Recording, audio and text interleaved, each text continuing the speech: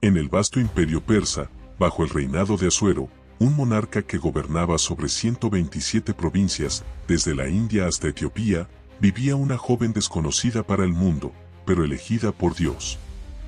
Su nombre era Esther.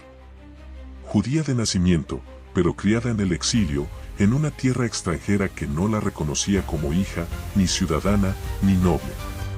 Esther no tenía linaje real, ni riqueza, ni poder. Y, sin embargo, estaba escrita en los cielos para un propósito eterno.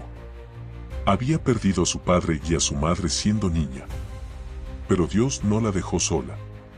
Su primo Mardoqueo, un hombre justo y temeroso de Dios, la adoptó como hija y la crió con amor, sabiduría y temor del Altísimo.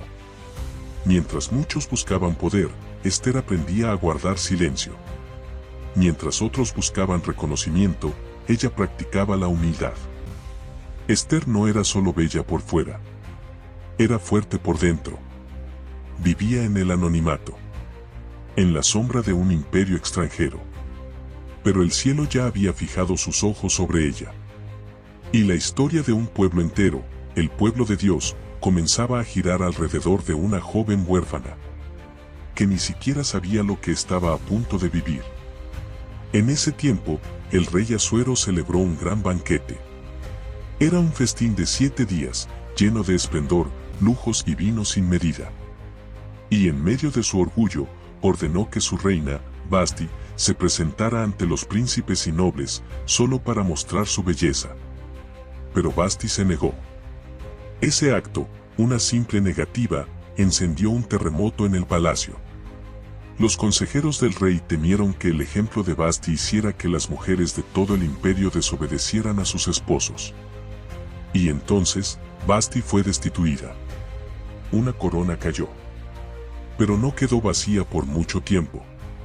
Porque cuando Dios remueve, es porque ya ha escogido a la siguiente. El decreto fue enviado, que se buscaran jóvenes vírgenes y hermosas en todo el imperio. Cientos, tal vez miles, de doncellas fueron traídas al palacio. Y entre ellas, Esther. No llevaba apellido de nobleza. No tenía joyas ni títulos. Pero llevaba algo que ninguna otra tenía. El favor de Dios. La historia aún no lo sabía. El rey no lo sabía. Esther tampoco lo sabía. Pero los cielos sí lo sabían. Una corona estaba a punto de caer sobre la cabeza de una huérfana que nació para reinar. Esther fue llevada al palacio real. No como reina. No como princesa. Sino como una más entre cientos de jóvenes seleccionadas por su belleza, traídas de todos los rincones del imperio. Era una extraña en una corte extranjera. Judía, sí, pero en secreto. Nadie lo sabía. Solo Mardoqueo. Solo Dios. Durante 12 meses, cada doncella debía pasar por un proceso de preparación. 6 meses con aceites de mirra, 6 meses con perfumes y ungüentos. El protocolo del palacio era exigente, lujoso, meticuloso. Pero Esther no puso su esperanza en perfumes ni adornos. No pidió nada extra. No exigió. Solo aceptó lo que el eunuco real le dio. Y eso fue suficiente. Lo que Esther llevaba no se encontraba en frascos dorados. Era invisible. Sagrado. Celestial. Cuando le llegó el turno de presentarse ante el rey Asuero, fue como si el tiempo se detuviera. El rey la vio. Y algo en él se estremeció. No era solo su belleza. Era la gracia que reposaba sobre ella. Una dulzura sin esfuerzo. Una dignidad sin arrogancia. Una paz que no venía del palacio, sino del cielo. Y el rey extendió su mano. Y la corona descendió. Una huérfana fue convertida en reina. Pero Esther no reveló su origen. No dijo que era judía. No habló de su Dios, ni de su pueblo. Guardó silencio. Porque el tiempo de hablar aún no había llegado. Mardoqueo la había instruido sabiamente: espera. Guarda el secreto. Y ella obedeció. Porque a veces, el silencio también es parte del plan de Dios. Hay coronas que no brillan por lo que dicen, sino por lo que callan. Hasta que llega el momento de actuar. Mientras Esther se adaptaba a su nueva vida, algo más ocurría en lo invisible. Dios estaba posicionando a su hija en un trono pagano, en una tierra que no era la suya, entre leyes que no la protegían, para hacer respuesta en el día oscuro. Mientras tanto, Mardoqueo, fiel como siempre, se sentaba cada día a las puertas del palacio, pendiente de su sobrina. Y fue allí donde escuchó un secreto peligroso: 12 eunucos del rey planeaban asesinarlo. Mardoqueo envió el mensaje a Esther. Ella lo comunicó al rey en nombre de su primo. Y la traición fue frustrada. Los hombres fueron colgados. Y el acto heroico fue escrito en el libro real. Pero nadie lo honró. Nadie recompensó a Mardoqueo. Nadie notó lo que había hecho. Aún no. Porque incluso los actos justos que parecen ignorados, Dios los guarda para el momento perfecto. La historia de Esther avanzaba en silencio. Pero el cielo ya había marcado el día en que ella sería más que una reina. El día en que tendría que decidir si proteger su comodidad o arriesgarlo todo por su pueblo. Y ese día se acercaba. En las profundidades del Palacio Real, donde el lujo y el poder caminan juntos, se estaba gestando una sombra. Un hombre llamado Amán, descendiente de los agageos, fue elevado por el rey Asuero a una posición de gran autoridad. Segundo en mando, con anillo real y palabra casi absoluta. La escritura no nos habla de su sabiduría. No lo menciona por su justicia, solo por su orgullo y su odio oculto. Amán exigía reverencia. Quería que todos se inclinaran ante él cuando pasara. Y todos lo hacían. Menos uno. Mardoqueo. Un judío. El mismo que había salvado al rey del asesinato. El mismo que se sentaba fielmente a las puertas del palacio, vigilando, orando, esperando. Cuando Amán lo vio de pie, sin inclinarse, sin adularlo, su rostro se endureció. Su corazón se llenó de furia. Pero no buscó vengarse solo de Mardoqueo. No. Decidió exterminar a todo su pueblo. Sí. Por el orgullo herido de un hombre, una nación entera fue puesta bajo sentencia de muerte. Amán presentó su plan al rey con palabras disfrazadas de lealtad. Hay un pueblo disperso entre tus provincias que no obedece tus leyes. No conviene que el rey los tolere. Ofreció dinero, autoridad, solución. Y el rey, sin saber a quién se refería, selló el decreto con su anillo. Una orden irrevocable. Una fecha fue marcada en el calendario. Y los mensajeros salieron a caballo por todo el imperio. En tal día, los judíos serán eliminados. Ancianos, mujeres, niños, todos, sin excepción. El decreto llegó a cada provincia. Y el luto comenzó a extenderse como una marea oscura. Los judíos rompieron sus vestidos. Se cubrieron de ceniza. Lloraban. Ayunaban. Y mientras el reino celebraba con banquetes, el pueblo de Dios clamaba en silencio. Mardoqueo se vistió de cilicio y salió a las calles llorando en voz alta. Nadie podía consolarlo, porque sabía que no era una amenaza vacía. Era una sentencia real, sellada, oficial. Y entonces, Esther lo supo. Desde el interior del palacio, recibió noticias del luto de Mardoqueo. Mandó ropa para que se vistiera, pero él la rechazó. Y a través de un mensajero, envió su súplica. Debes hablar con el rey. Solo tú puedes hacerlo. Pero Esther dudó. No he sido llamada en 30 días. Y si me presento sin ser invitada, moriré. Mardoqueo le envió entonces un mensaje que atravesó su alma como una espada. No pienses que escaparás por estar en el palacio. Si tú callas ahora, liberación vendrá de otro lugar. Pero tú y la casa de tu padre perecerán. ¿Y quién sabe si para esta hora has llegado al reino? El destino de un pueblo. En las manos de una mujer que había vivido toda su vida sin saber que su posición era parte de un plan divino. Y en ese momento, Esther lo entendió. No era una casualidad. No era solo favor. Era llamado. La corona sobre su cabeza no era para verse hermosa. Era para interceder. Era para salvar. Era para morir si era necesario. Esther estaba en el palacio, rodeada de oro, sirvientes y silencio. La reina de un imperio, pero ignorante del edicto de muerte que pendía sobre su pueblo. Hasta que llegaron las noticias. Mardoqueo estaba en la entrada del palacio, vestido de cilicio, cubierto de ceniza. Llorando. Gritando. Ayunando. Esther se turbó. Envió ropa para que se cambiara. Pero él la rechazó. Su dolor no era por él. Era por su nación. Entonces Mardoqueo le envió un mensaje con urgencia. Y esta vez, no era un ruego, era una misión. Debes hablar con el rey. Esther sintió el peso del miedo. Y respondió lo que cualquier ser humano en su lugar hubiera dicho. No he sido llamada en 30 días, y si alguien entra ante el rey sin invitación, será condenado a muerte, a menos que el rey extienda su cetro. En otras palabras, no puedo. No es el momento. No tengo poder. Pero Mardoqueo no se dejó impresionar por su nueva posición. Le envió una respuesta que la sacudió hasta lo más profundo.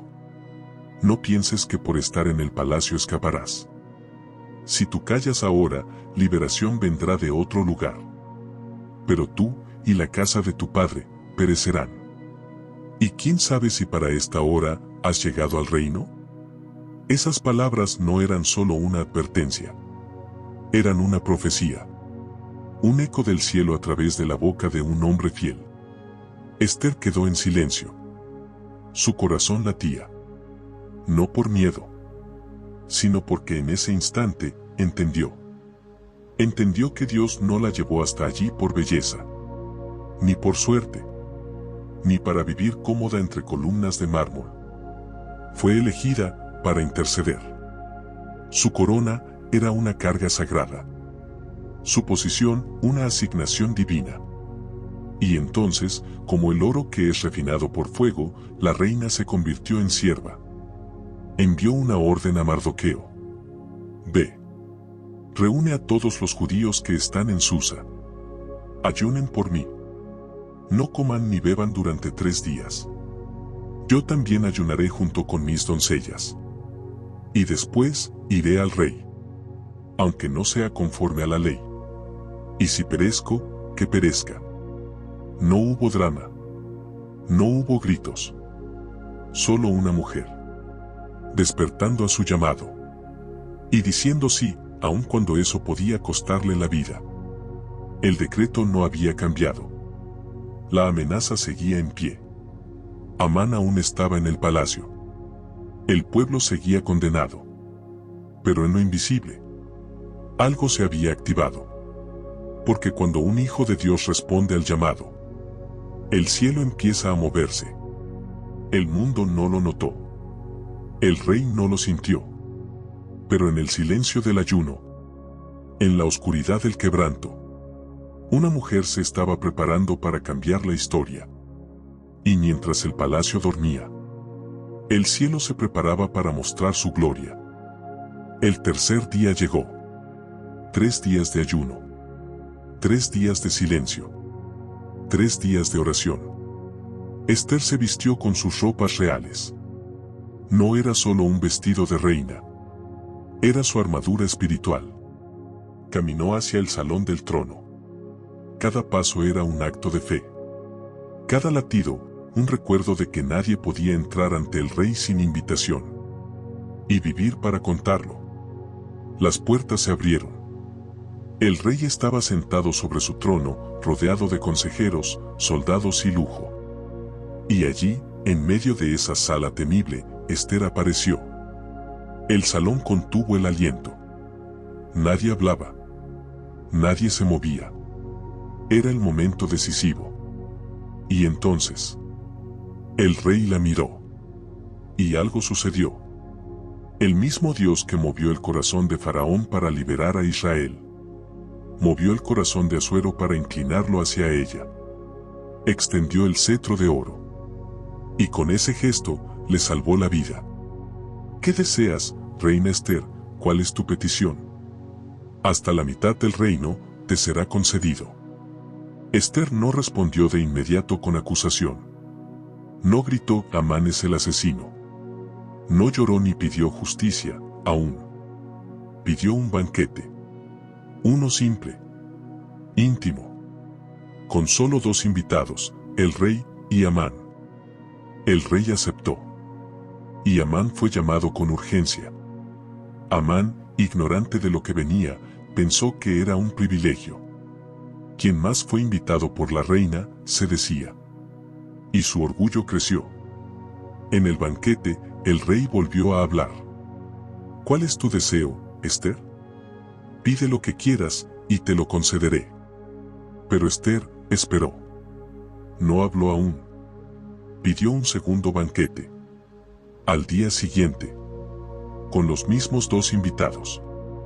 ¿Por qué esperó? Porque la sabiduría no se mueve por impulso. Porque Dios a veces te pone frente a la oportunidad. Pero te enseña a esperar el momento exacto. Entre el primer y el segundo banquete, Dios comenzó a actuar en lo invisible. Aquella noche, el rey no pudo dormir. Y pidió que le leyeran el libro de las memorias reales. Y justo, como si fuera casualidad, pero no lo era, leyeron el relato del día en que Mardoqueo salvó su vida descubriendo una conspiración. El rey preguntó: ¿qué se ha hecho para honrar a Mardoqueo? Nada, respondieron sus sirvientes. Y así, mientras el mundo dormía, Dios estaba preparando la exaltación del justo y la caída del malvado. Amán aún se sentía seguro. Pero el cielo ya había decidido lo contrario. En esta parte de la historia, el juicio aún no ha sido pronunciado, pero la justicia ya se mueve. Ester está lista. El rey está inquieto. Amán está cegado por el orgullo. Y Dios está en control absoluto. El día había llegado. El segundo banquete estaba listo. Las copas estaban llenas. La atmósfera parecía festiva, pero en el mundo espiritual, todo temblaba. El rey Asuero y Amán entraron, riendo, ajenos a la tormenta que se acercaba. Ester los recibió con la misma gracia de siempre. Pero esta vez, su corazón estaba ardiendo. El rey, una vez más, repitió su pregunta. ¿Qué deseas, reina Ester? ¿Cuál es tu petición? Hasta la mitad del reino te será concedido. Y ahora sí. Era el momento. La sabiduría había esperado. La oración había preparado el ambiente. Y el cielo había abierto la puerta. Con una voz firme, sin lágrimas, sin rabia. Ester habló. Si he hallado gracia ante tus ojos, oh rey, te ruego por mi vida, y por la vida de mi pueblo. Porque hemos sido vendidos, para ser destruidos, para perecer. El rey se sobresaltó. Su rostro se endureció. Y preguntó: ¿quién es ese hombre? ¿Dónde está el que ha tramado esto? Ester lo miró. Y sin vacilar, señaló al enemigo que estaba frente a ella. El adversario y enemigo es, este malvado Amán. El salón real quedó mudo. Amán, el orgulloso, el influyente, se desmoronó. El rey se levantó lleno de ira y salió al jardín. Amán cayó de rodillas ante Ester, rogando por su vida. Se acercó al diván donde ella estaba reclinada. Pero cuando el rey regresó, y lo vio postrado tan cerca, exclamó: ¿también querrás violar a la reina en mi propia casa? Las palabras fueron sentencia. Uno de los eunucos dijo: hay una horca preparada por Amán en su casa. La hizo para Mardoqueo. Y el rey ordenó: cuelguen a Amán en ella. Y así fue. El hombre que diseñó la destrucción de los justos murió en el instrumento que había construido para su odio. Y el anillo que antes llevaba en su mano fue entregado a Mardoqueo. Pero aún quedaba un problema. El decreto real no podía ser anulado. Lo que estaba escrito tenía que cumplirse.